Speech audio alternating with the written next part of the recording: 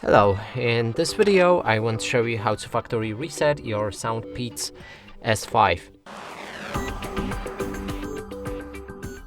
And to do this you will need to open Bluetooth on your smartphone like I have right here, just to prove you that I will perform factory reset on them. So let's connect them. We need to remove both of the earbuds.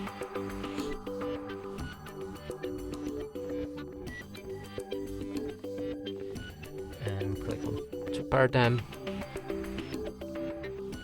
Now to perform factory reset, you need to place both of the earbuds back in a case and make sure that they are actually charging. You can see the charging right here.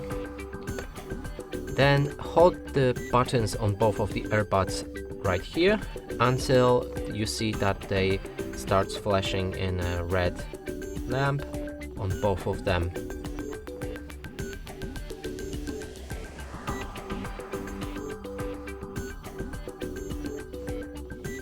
Just like that.